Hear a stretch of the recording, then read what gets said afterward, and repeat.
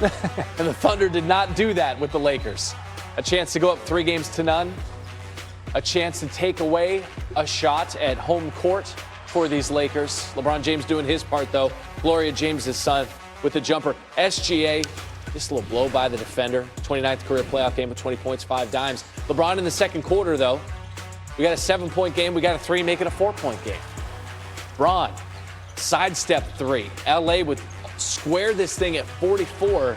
LeBron said, we had some moments in the first half that were really good for us. And those moments really took place beyond the 3-point line. Luke Kennard, the lefty, 11 for 20 from 3 were the Lakers in the first half, tied for their most 3-point makes in a playoff first half since 97-98. They shot 47% from distance on the day. Was it enough? They had a 2-point lead at the break, but now they're down 2 in the third. Oh, we got Amish paradise. Look at the Chet offensive. He went for 18 points. And then SGA, just 7 for 20 from the floor. Not his best shooting day, but he did have 23 points. And then if the shot's not falling, you got to find Cason Wallace. Kind of a bar, 16 off the bench, 7 Thunder in double figures, 9 dimes for the MVP. It's an 11-point lead going to the fourth. And then it was A.J. Mitchell and Jalen Williams. Oh. Now listen, Mitchell's getting a lot of run because Williams is out with a hamstring. Williams said, we all know that he's this good. Now the world is kind of finding out. He had 24 points, did Mitchell, 10 dimes and 0 turnovers. It was an Austin Reeves layup attempt that was blocked that led to Mitchell finding Caruso.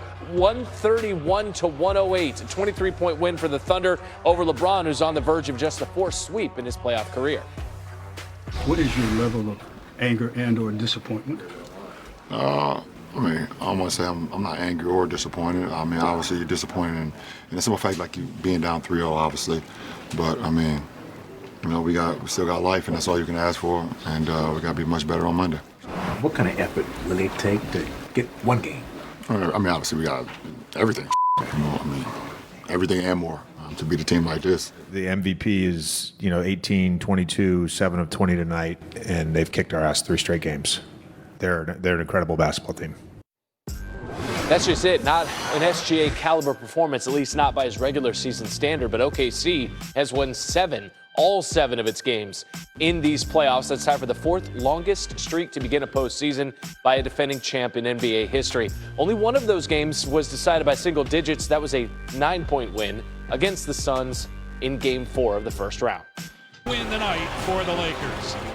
Rui Hachimura and Luke Kennard. Where will the Lakers be without that duo? Turnovers starting to mount for the Los Angeles Lakers. Gilgeous-Alexander starting to catch fire here in the third. Your playoff life is on the floor. This is abject frustration. LeBron James doesn't have it going tonight. Reeves doesn't have it going. They find themselves in an 0-3 hole. LeBron James recently picked up the game of golf, and now the Lakers are 1 game away from his tee times being readily available. The Thunder taking a commanding 3-0 series lead as Quentin Richardson joins the program this morning. Q, fantastic to see you. The Lakers led Game 3 at halftime, but were outscored in the second half by 25 points. What was the biggest difference in your eyes? For me, in that second half, like you said, they were up by 1 at halftime. That second half, they came out flat. That was a chance where you had to come out third quarter, guns blazing, and trying to put everything you got into it.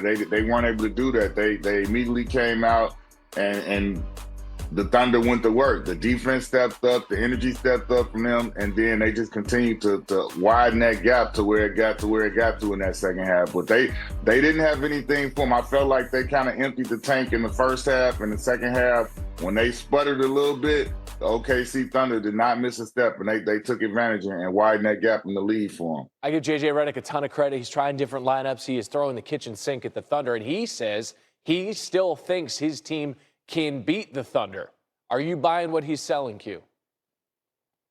No, I am not. Listen, J.J. Redick is a former teammate of mine. I love J.J. to death. And what is he supposed to say as the head coach? He's saying what he's supposed to say. But when you look at the season, they played them 4 times, and the Thunder won on an average of 29 points. Now you come to the playoffs, they're down 3-0 by losing almost by 19 points per game. So to me, coming into this thing, there was no chance, but you be respectful, and you know they have LeBron James, and there's still a full team over there, so you still have to give them respect. But I did not think the Lakers had a true opportunity to beat the Thunder in this series. Game 4 tomorrow night in L.A. Meanwhile, in the East, the Cavs got a game over the Pistons in Game 3 behind 35 from Donovan Mitchell. Cade Cunningham, his second career postseason triple-double. But Q, he also had 8 turnovers. What did you see from Cade, especially late in the game?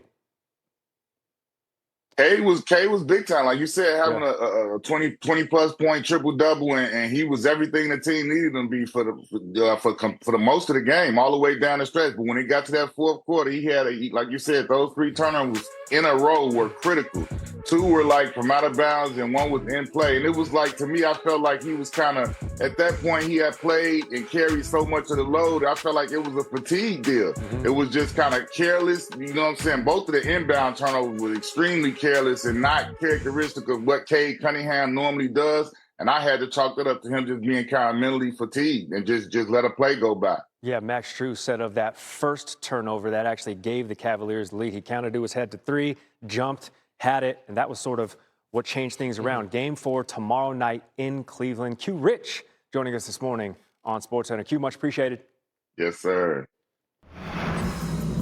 Steve Kerr has won as many titles as the Cavs and Pistons combined, and maybe that's why the Warriors are not willing to let the 4-time champ leave just yet. He's agreed to a 2-year contract to return as head coach out in the Bay Area. Ooh. Took exactly 3 weeks to think it over before returning for his 13th Warriors season. Dan Eveloff and Rick Smith of Priority Sports.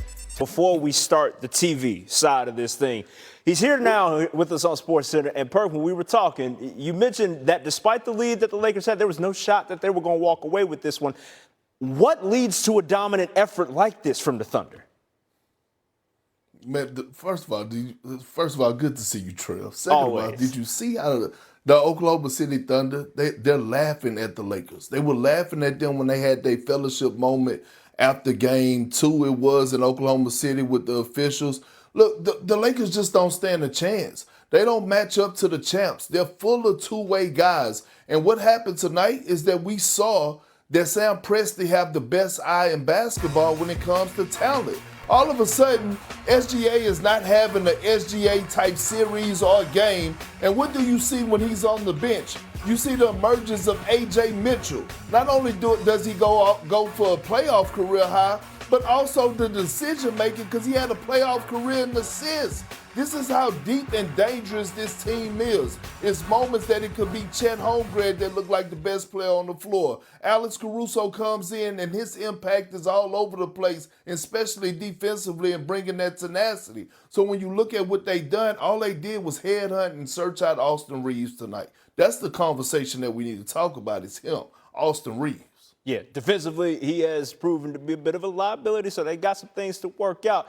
A.J. Mitchell, 24 points, 10 assists on the evening. Perk, don't go too far. We got to get some more.